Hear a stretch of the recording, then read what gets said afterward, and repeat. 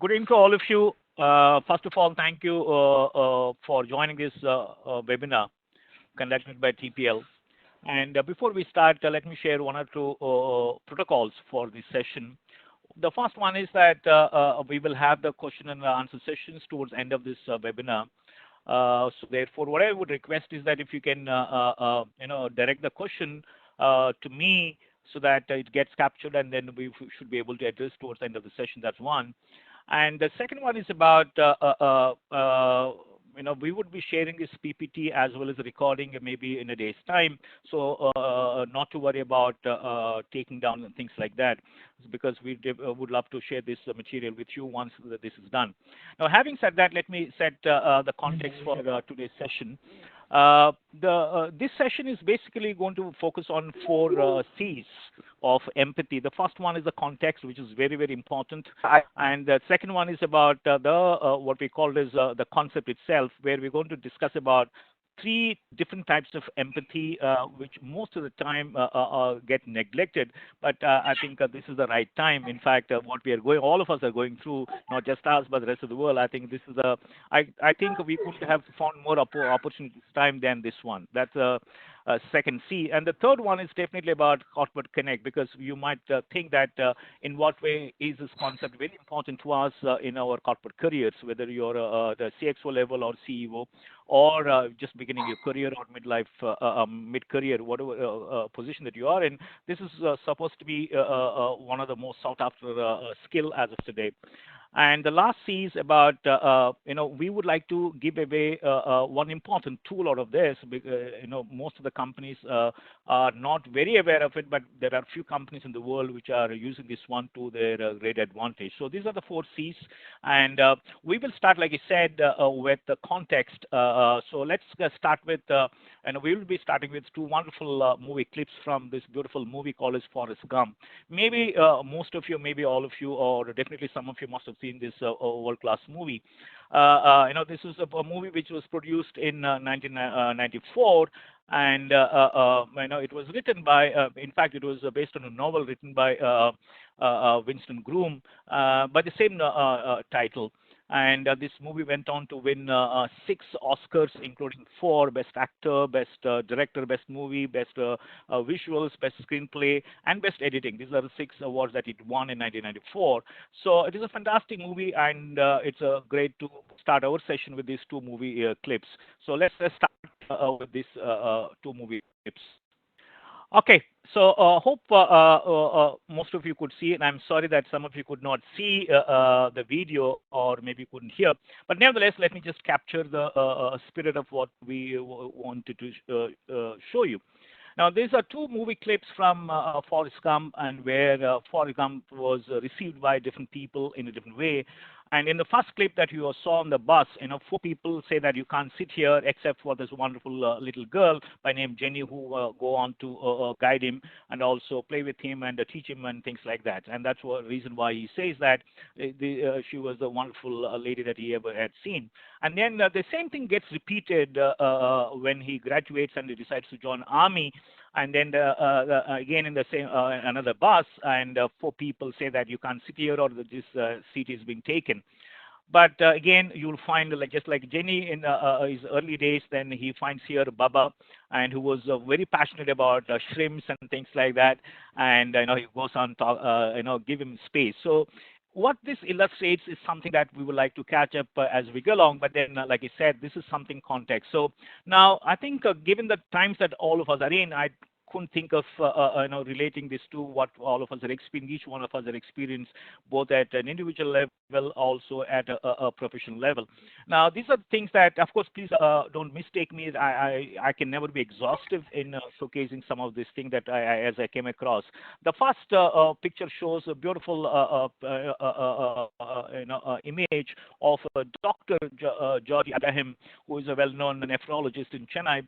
Now, he's feeding a patient because the patient's really relatives could not come in time to feed him. And now this is something that we feel very happy about it, because normally you don't see a severe. And by the way, this doctor is very well known nephrologist in Chennai and definitely the rest of the country. So he going all the way up to the patient and feeding him. That's the first one. The second one is which happened just about 4 days ago, and she was one of the first medical nurses who was tested positive, and she was released on, thankfully, after having been tested negative. And while she's going out, she said that I'll be loving to coming back again to serve this COVID-19 patients. Right? There's a separate COVID-19 ward. So that's the second one. And then third one, she's a lady from Belgium, and she had to refuse. She refused to take a ventilator, saying that the same thing can be used for someone else, maybe younger people, younger person. That's what she said.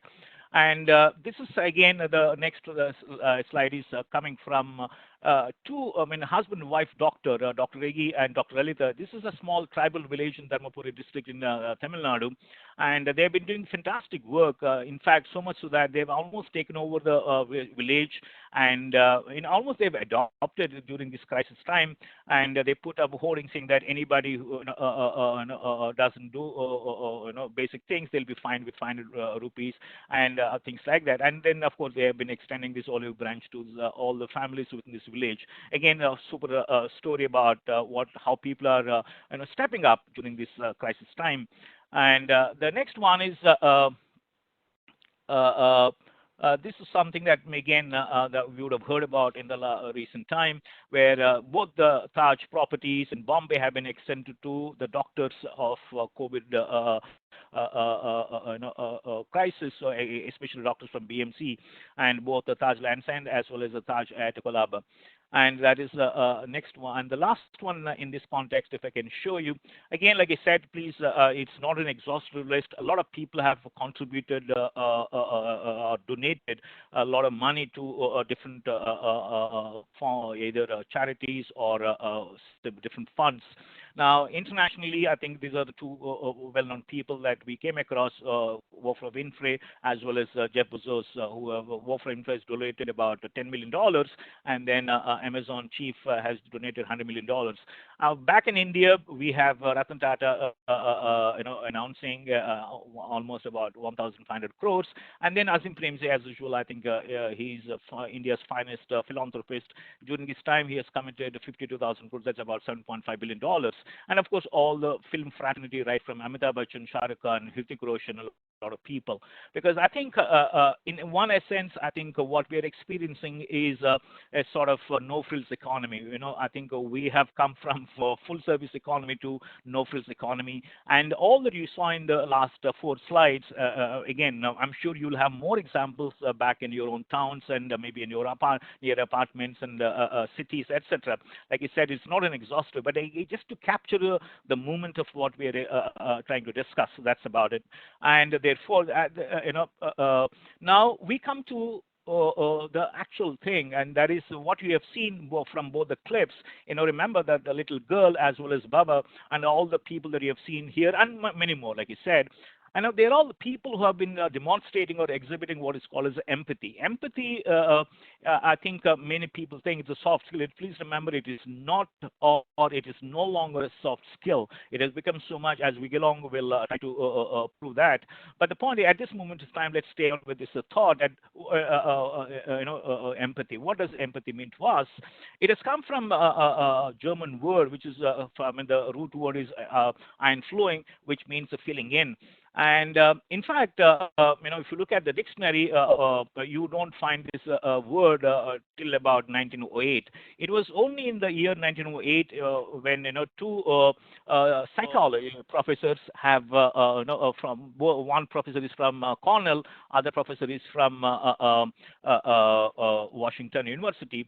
Now these two profs have actually attempted to give an English name to it, and they borrowed this word from Greek words, M meaning in, and pathos, as you would understand, is equivalent to the what you call the it is all about feeling.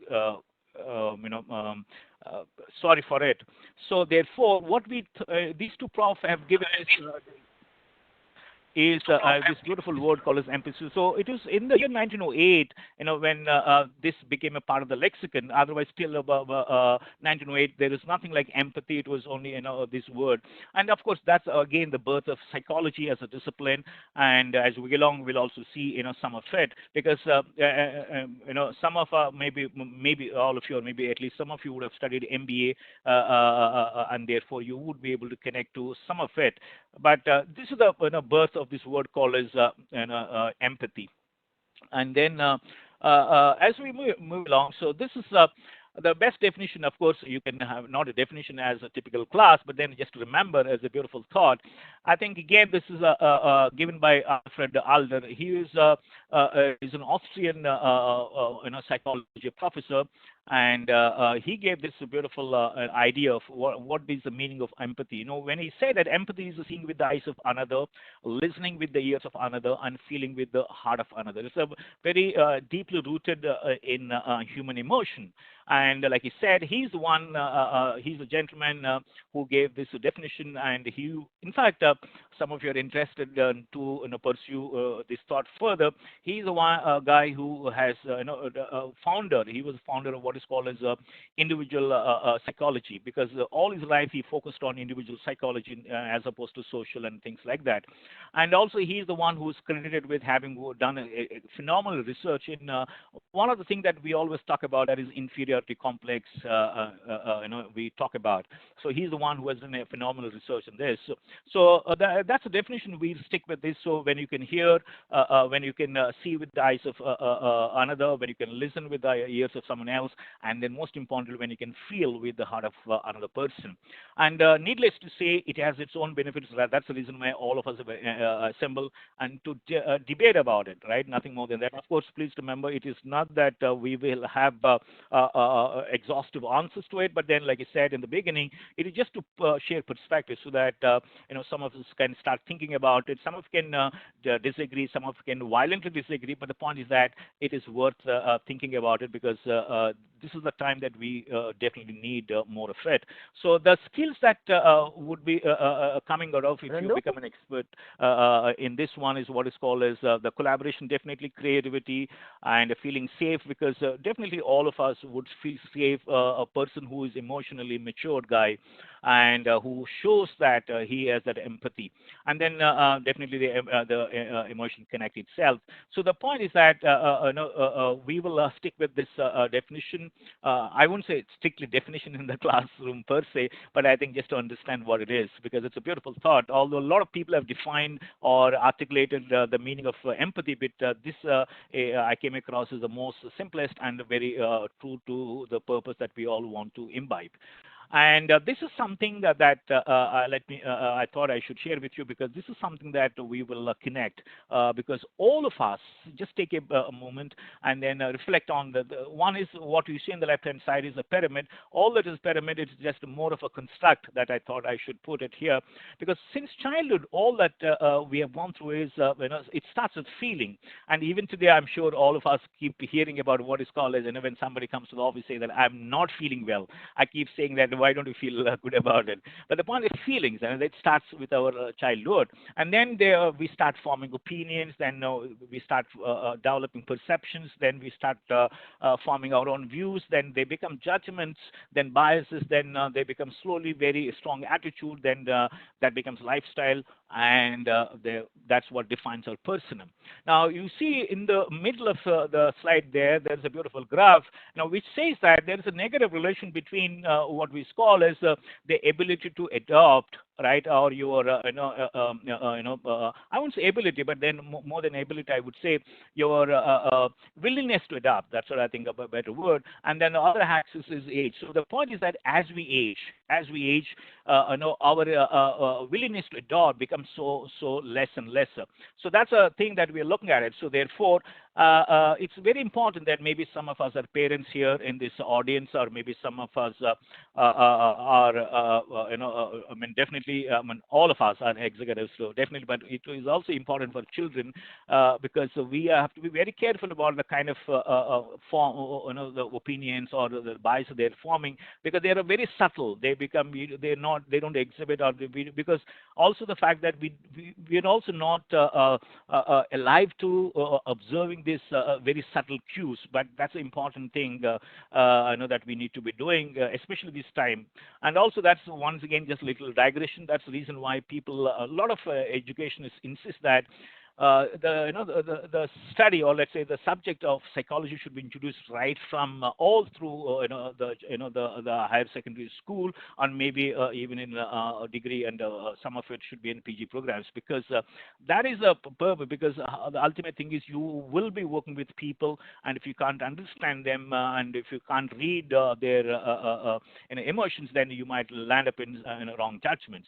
So that's one. The second, and the third one is that, again, like I said, all of us have to question ourselves. I've just put some things here. Again, like I said, it's not an exhaustive. For example, let's start with a son and daughter, and then how does he or she behaves with his mother, father, grandparents, and maybe his best friends, right? And you see that the way he or she goes up to them, and opens up, and then the also response. Just remember the two movie clips that we have seen, and also other thing that we have seen from COVID examples. The point is that each of our children, they respond to different people in different way, and it is all about intensity. The response might be the same, but the point is that it is all about the intensity and also the tonality part of it. That's a very, very important cue that we need to pick up as managers. And the same thing works out to be the student. He or she goes through, from school to higher secondary degree, PG, PhD, executive education, and then how does she behave with his teachers, and the best batchmates, and also his friends, and also the best friend, right? So that's what it is. And then of course then you have employees and other people. But the point is that this is something that all of us go through, right? For example, let's say therefore what we're looking at is, for example, let's say a simple thing like crying, right? Let's say when your best friend cries,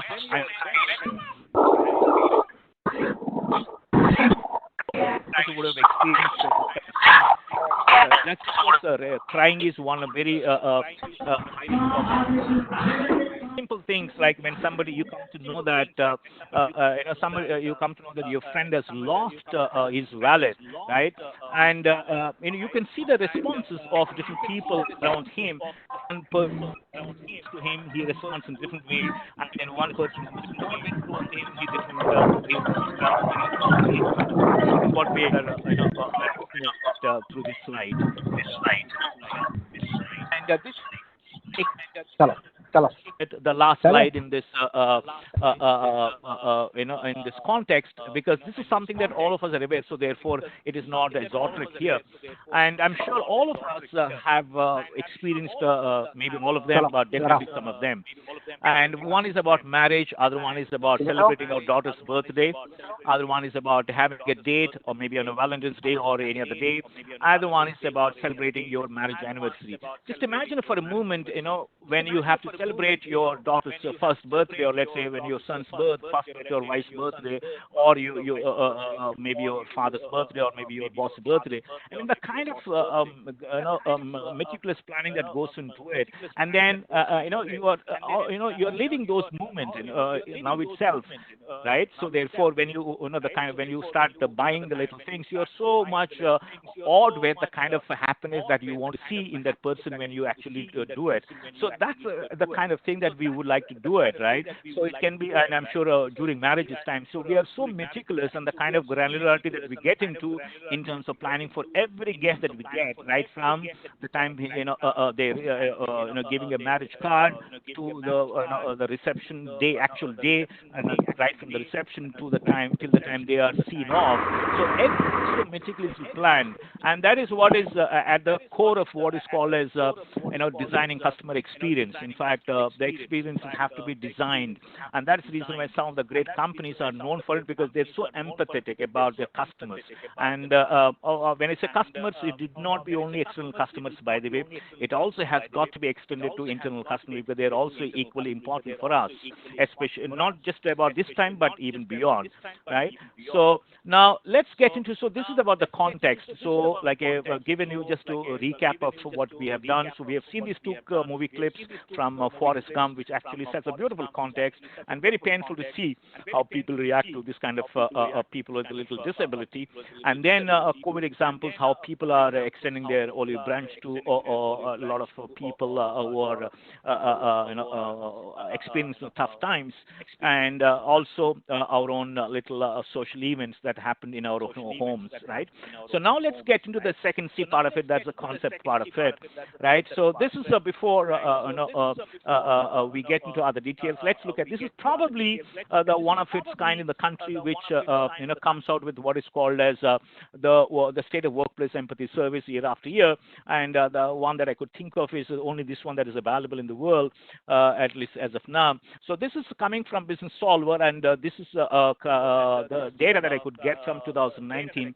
I'm sure most of the statistics that I'm going to show you would have changed drastically as a result of COVID-19, or if I'm sure these guys would be coming out with a new study 2020, and I'm sure the results will be even different.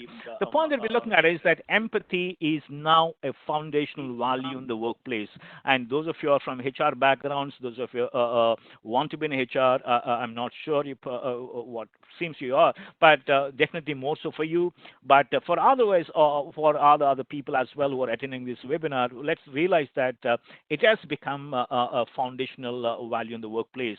And you will see some of the great companies. In fact, the Great Place to Work, the study that all of us get to see, or maybe some of us would have seen it. One of the critical components is this one, how people, of course, in different companies, they say different, they use different terminologies. But the point is that yes, all of us have to realize that it is now a foundational value in the workplace.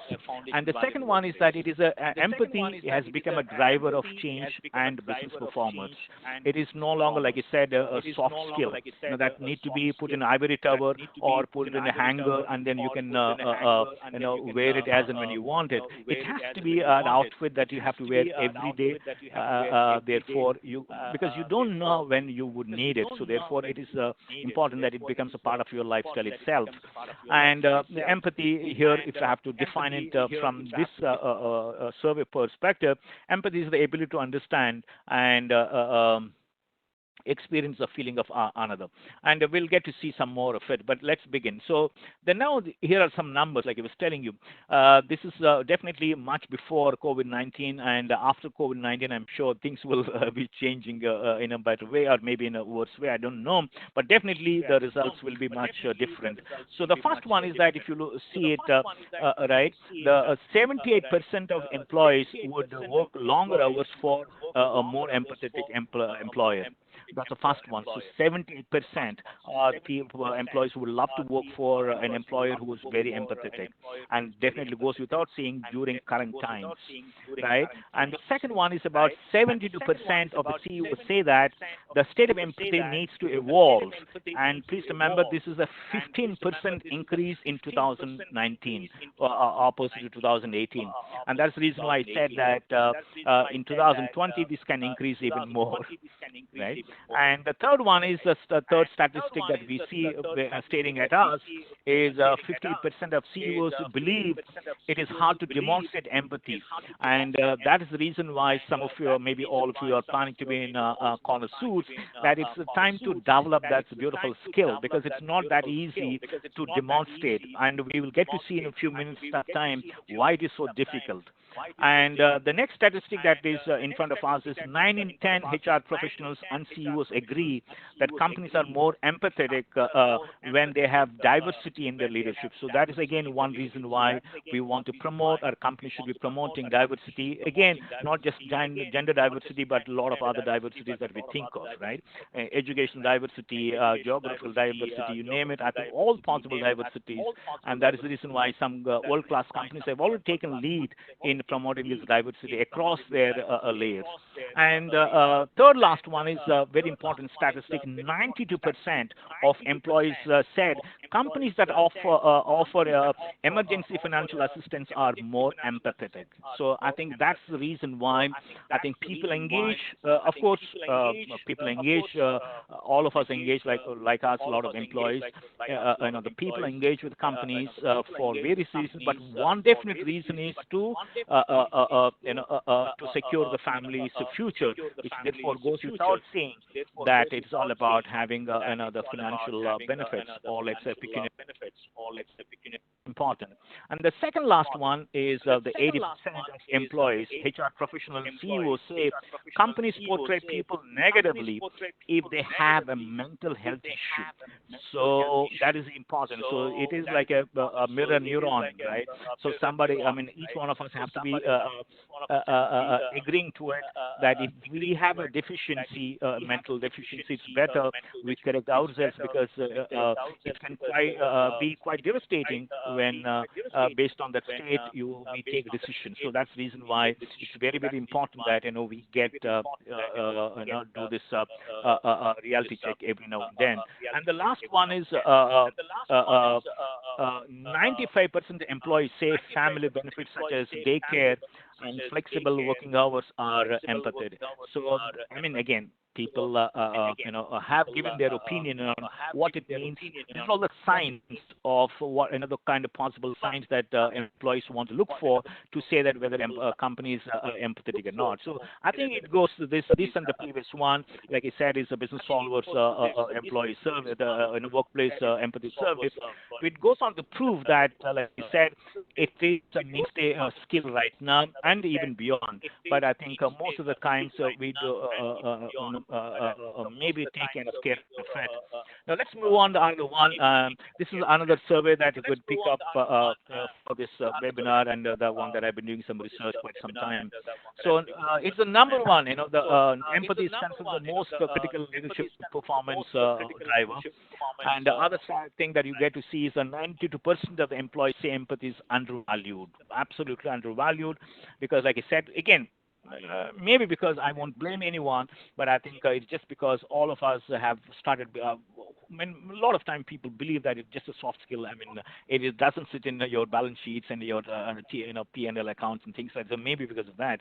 But the point is that these are all the things that you get to see, and as you see on the right-hand side.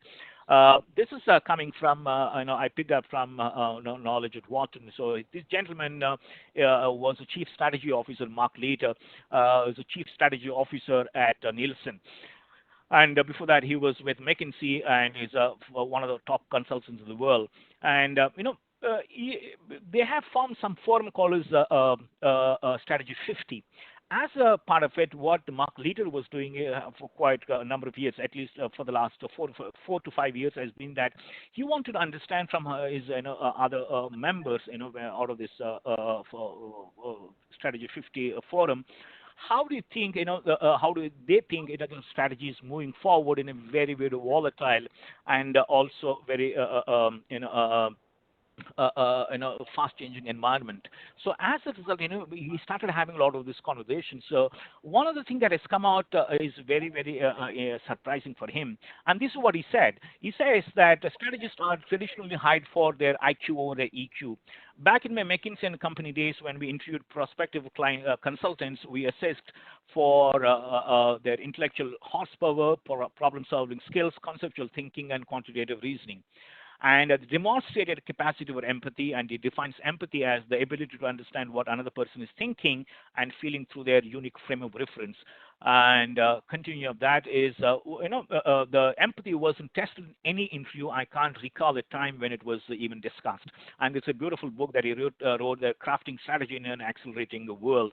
And he devotes quite a number of space to this beautiful thing called as the idea of creating empathetic leaders and empathetic strategists, because it's very, very important that while IQ, and that is the reason why people, of course, people talk about other dimensions as well. People talk about what is called as OQ and MQ, that is ownership quotient as well as meaning quotient, because at the end of every day, if you don't derive meaning out why every day, in fact every hour, because if your first hour is so bad, the remaining 7 hours in the office are going to be even worse. So therefore, I mean, the more we derive meaning out of every work that we do in a company, I think that's going to be the so. But the most important thing for us at this moment is that again, chief strategy officers are now it has become like I was telling you some time back.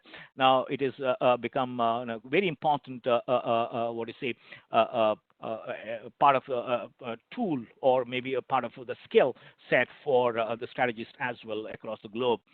And the next one, this is something that we would like to you to little reflect on it. So from here onwards, please stay with me even more, and then so that you can, like I said, you can disagree with me, or you can contest me, you can challenge me. But then these are all the things that I picked up from the real-time, real-life examples. Of course, the names have been camouflaged and not taking any real-time companies. But then this is what has happened.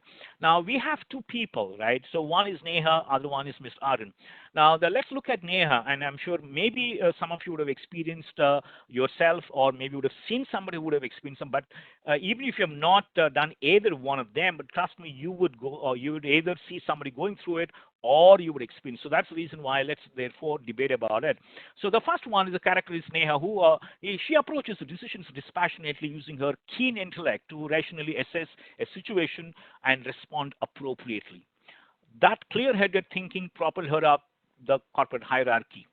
She now heads a large multi-regional team. Unfortunately, she is often perceived as blunt, insensitive, and uncaring.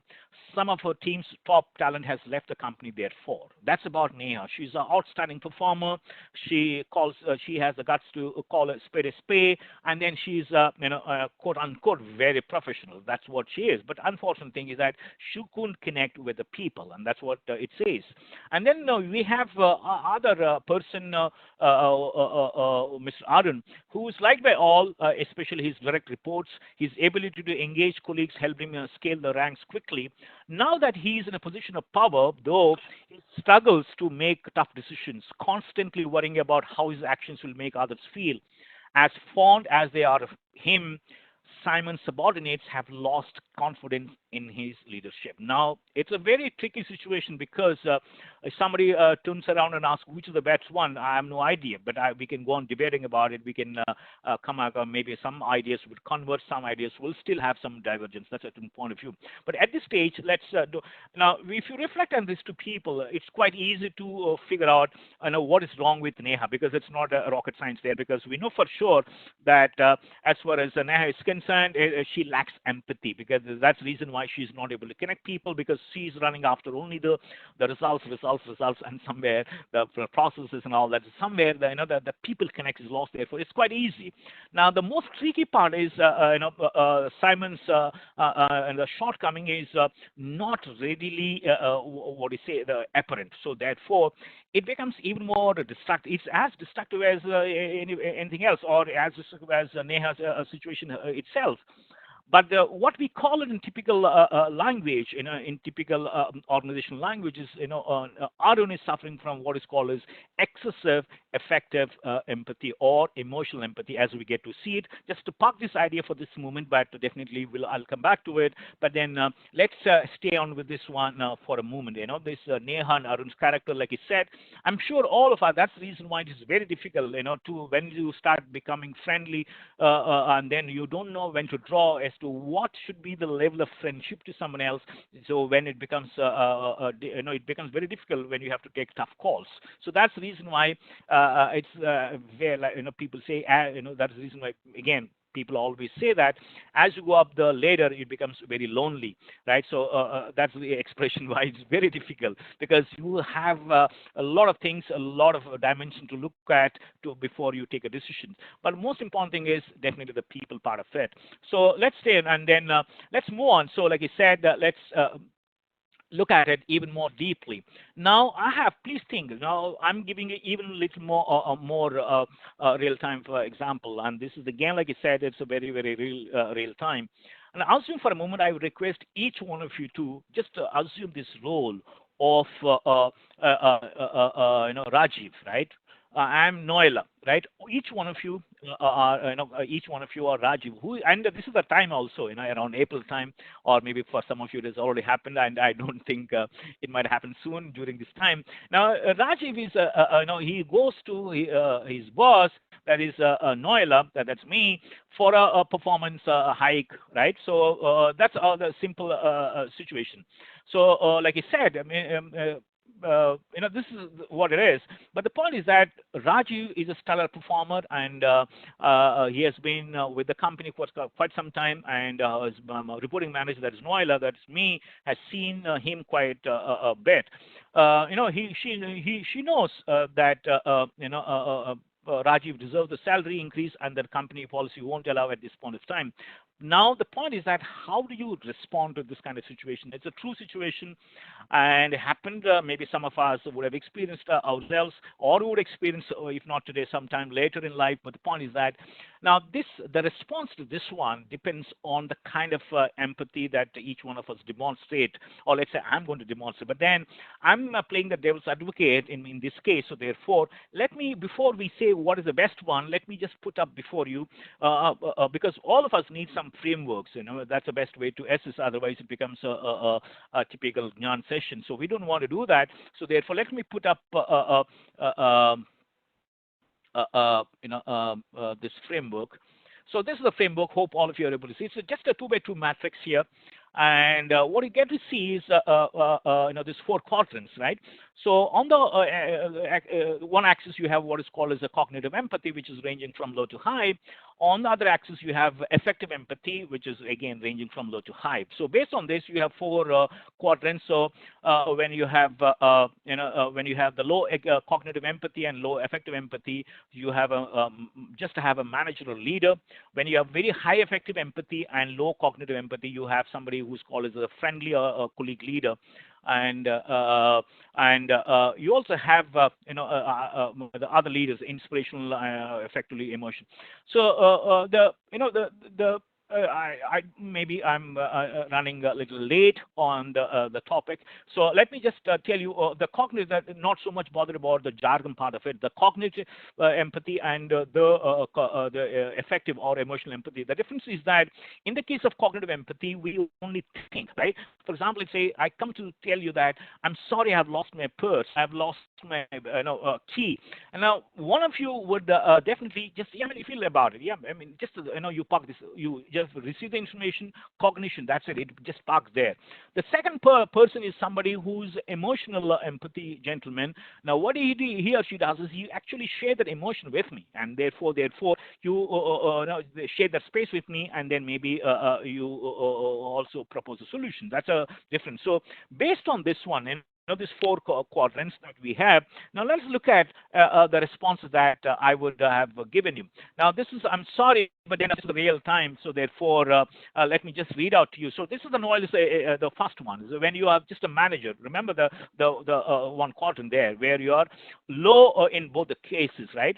So let me explain Noela's statement of this. Let me explain a few things to you regarding salary increases. So that's what, you can read that. And then so in the first case where Noela is explaining about decisions, I mean, the reason for a decision, and say that about the policy, company policy, etc. And then Rajiv simply says thank you. In the second situation, and the second narrative, and the same situation, because it has not changed. Rajiv has gone up to her, and then she knows about the policy, and she also knows that Rajiv deserves a salary increase, but She also has to play to the game, and that is about the company's policy. So therefore, one thing is there's a difference in the way, like I told you sometime back, the tonality and the intensity of your connect with other gentlemen. So that's what defines. So this is the second case that we have, right?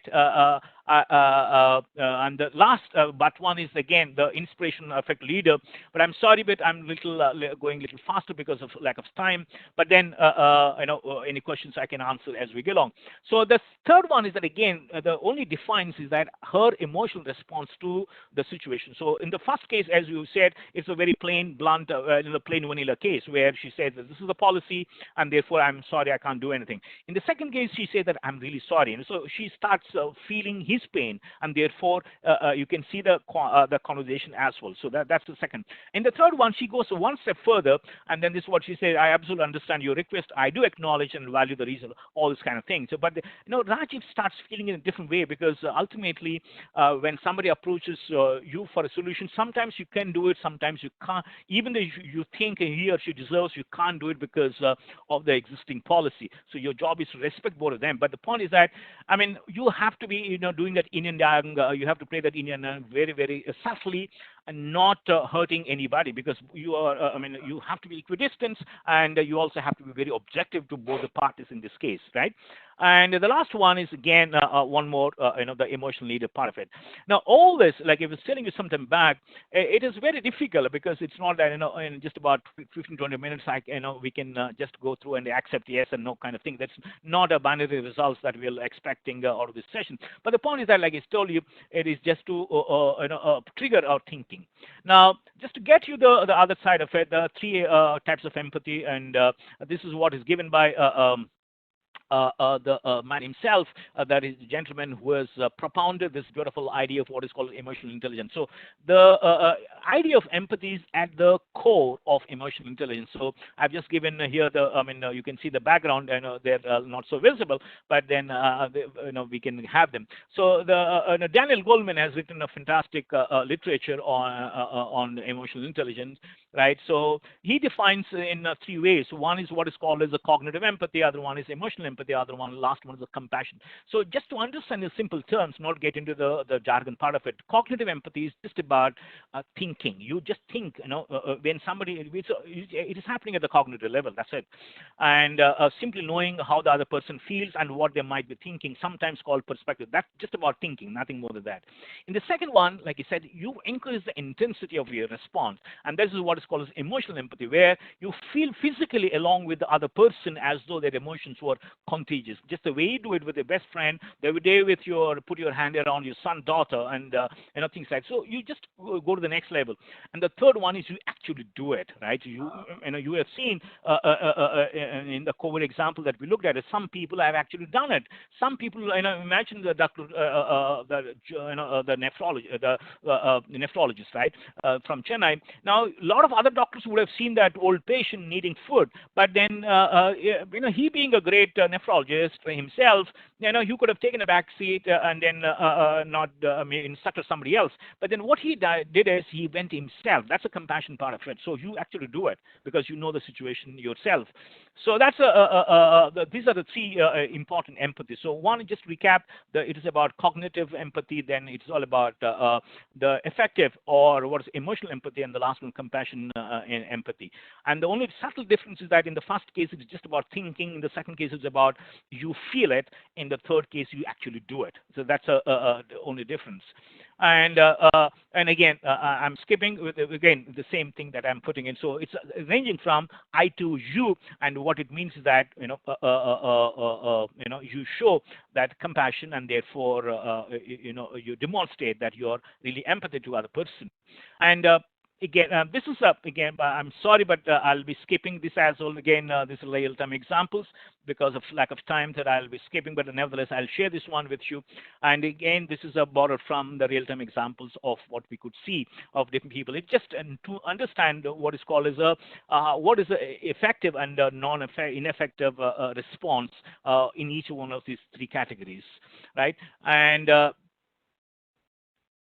Yeah, so all these three kinds of empathy aim to focus on the other person, not yourself. So the entire focus shifts to somebody else, so that the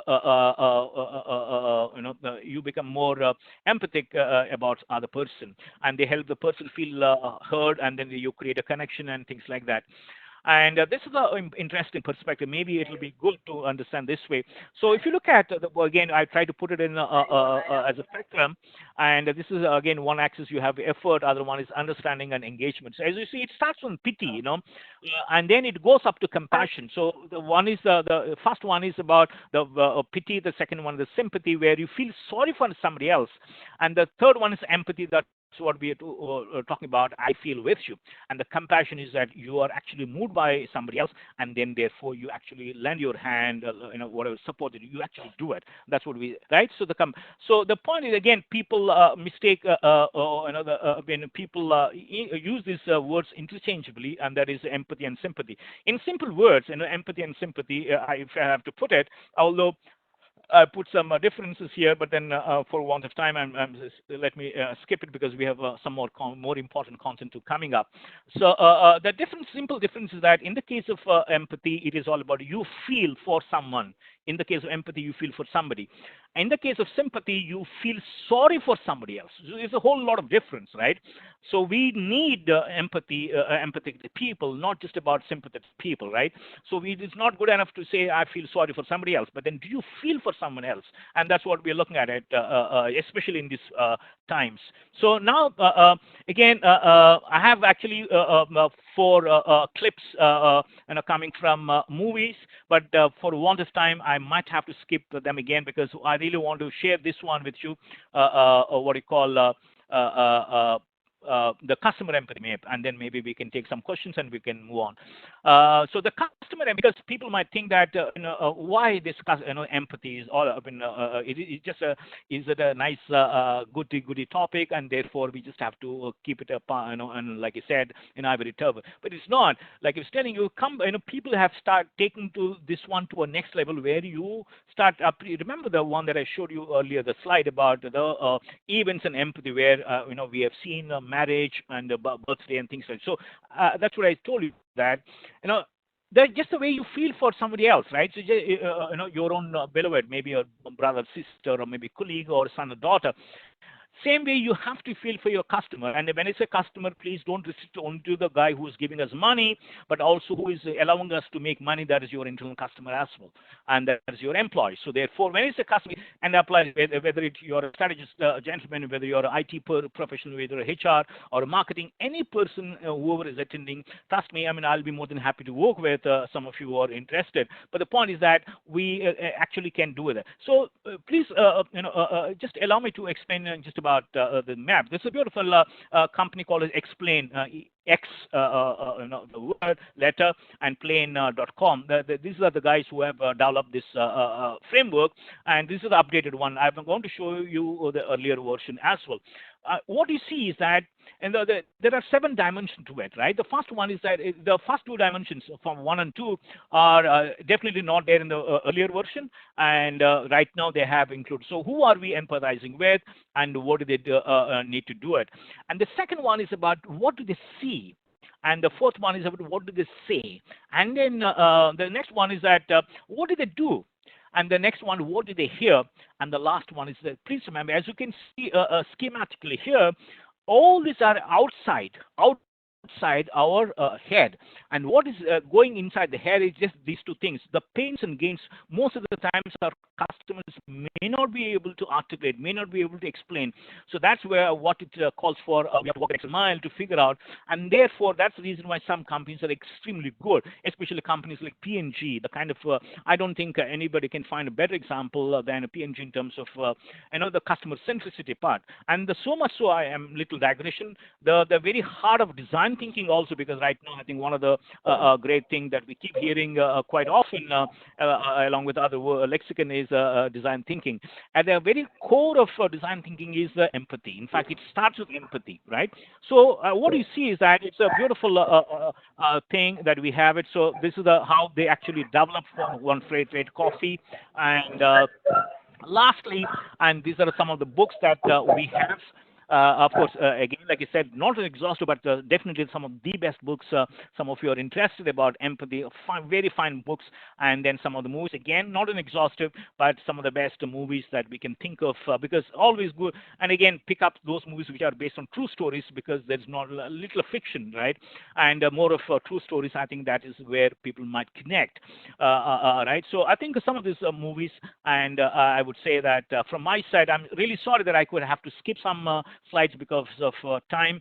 But I'll be more than happy to take some questions. And then, like we said in the beginning, we'll be more than happy to share this PPT with you, and also the recording. And of course, we can keep this dialogue open in case those of you have some questions. Even after, you're most welcome to connect, and we'll take it forward. So thank you so much. And then if you have any quick questions, we'll be more than happy. Abhishek has a question: how to develop empathy? Oh, yeah. Okay, Abhishek, very good question, very deep, but in a very short time I will have.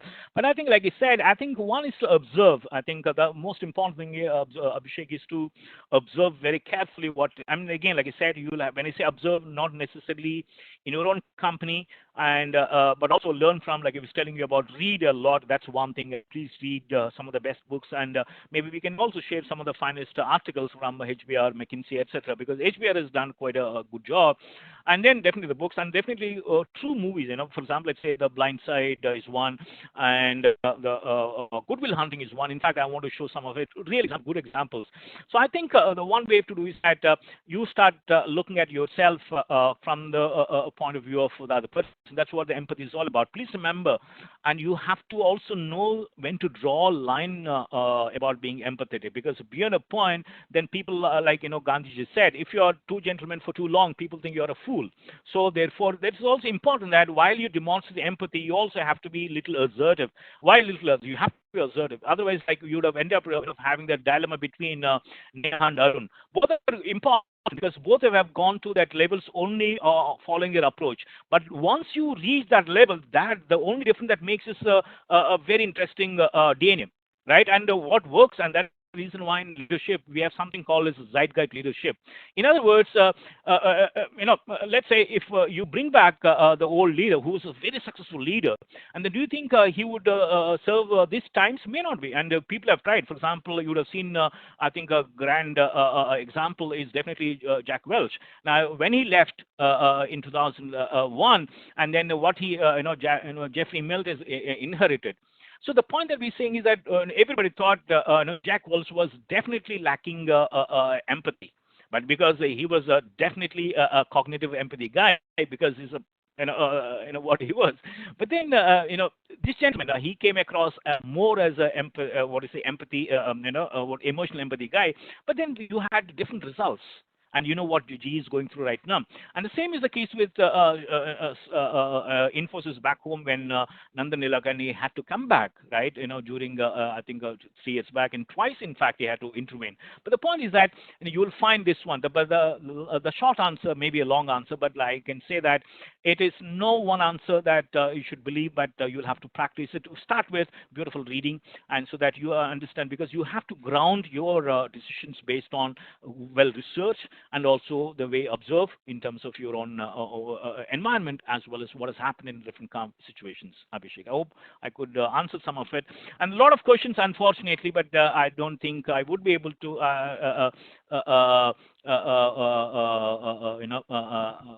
address all of them. I'm really sorry that I had to skip once again, but we'll keep this dialogue going on. And if there are many questions, one or two more, maybe I can, because I think we have already overshot the time by 3 minutes. If there are any... sir, how do we manage empathy and priority at work?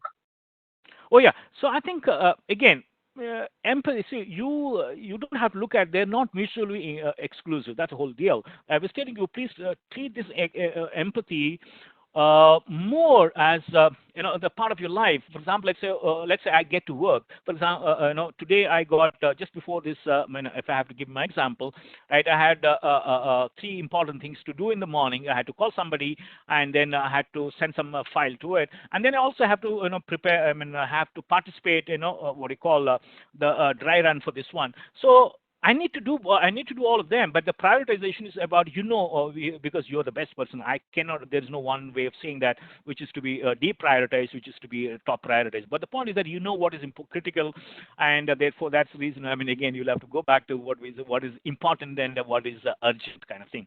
So I think that's a criticality. If it is very important and urgent, so please do it. There's no two ways about it.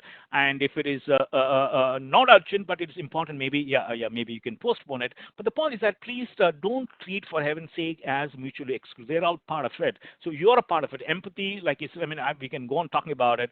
Trust me, I think the people who are true leaders, I mean, not just at the company level, but even at home level, I'm telling you, I think one of the good things that we can use our time, during this time, is that to please treat our children, watch some of these wonderful movies with the children together, and then discuss maybe 5-10 minutes, because they may not have that bandwidth to understand what it is like. But trust me, seeing is always believing, and this is a good time to develop this sense of empathy, because so far they have experienced everything in the world. But right now, like I was telling you, it's a no-frills economy. Now they can't go to malls and they think that their life is the end.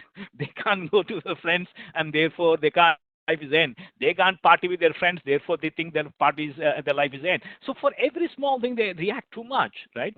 So therefore I think the priority and the empathy have to be looked at together, and that's my would be my honest submission. Than to look at the mutually exclusive, then we will be creating another problem.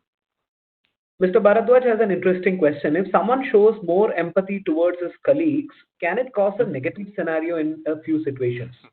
Right. Very interesting. That's the reason why I said some time back that you have to draw the line, because because the more you, in fact, you know the difference. We all should be knowing a little few things. We should know the difference between involvement and interference. We should know the difference between self-respect and ego. Similarly, a difference between what is called as ambition and being greedy. So one of the things, the involvement and interference. So therefore, now let's say, for example, let's say I come to know that two friends have not come, right, to office today. Assume for a moment one of them happened to be a boy and let's say a gentleman, other happens to be a girl. Now suppose I show more interest in knowing why this lady has not come in, and you can imagine how people will read my motives, right? So, and then of course there can be genuine person. I mean, maybe she's a very critical member of your team. So you are the best person to figure out what your the intentions. That's the reason why I said is some time back also that the tonality and the intensity, and the most important, third most important thing is the intention also. So for example, like, I mean, you can see every day a lot of instances where you have to extend your a helping hand to somebody else. Now, with what intention do you extend? With what intensity do you respond to it? And what's the tonality in such responses? That's what would should guide us. Than to say that we have this Lakshman Rekha kind of. But one thing is for sure, that we should know the limits of being empathetic, because it won't work all the time. But the basic thing is that we have to be empathetic. That's the first stage. The second thing is, the second stage is we will figure out, definitely experience will teach us about when do we draw the line. But the first stage is that, are we empathetic? That's a critical question that I think all of us need to be asking, and more so in this point of time. So my only personal request is that please extend every possible help to everyone in your own companies, in your own communities, and most important thing is your own families. Please remember, I think what people are not, what experience, people are so much worried about all this, what is happening. Therefore, is that mental agony. I would say, I think if you don't address that one, relax it. I think don't let them watch all the time news, right? And relax. The most important thing is, otherwise it can just explode. So that's what we want to be making sure that spend time with them, and just spend good time with the people, and because there's nothing that we can do so much, especially for external factors that you and I are not in control. But what you and I are in definite control is that how do we channelize our own beautiful emotions, and therefore let's spend some quality time with the children, and especially elderly people, because I think in some of our homes, so maybe we'll have 4 generations, some houses 3 generations, some say 2 generations, in some houses only 1 generation. Very unlikely, but definitely 2 generation. But none of these 4 generations would have seen the kind of pain all of us are going through. So nobody has an experience, right? So therefore, all of us have to be extremely mature and empathetic to each person, and not just at a personal level, but also at a professional level. Extend every possible help to all our colleagues, especially the so-called less privileged people, because they are the ones who are hit the most. right? I think I don't know if I have addressed, or I couldn't address most of the questions, but thank you all of you for a wonderful time, and we'll keep this dialogue. And thank my team from Bombay, from Chennai, from Bangalore, Vinod, Dharma, and also Abhi, and all of you. Thank you so much, everyone. We will be sharing the recording of this webinar as well as the presentation with all of you. Thanks so much for attending. Thank you so much. Thank you all.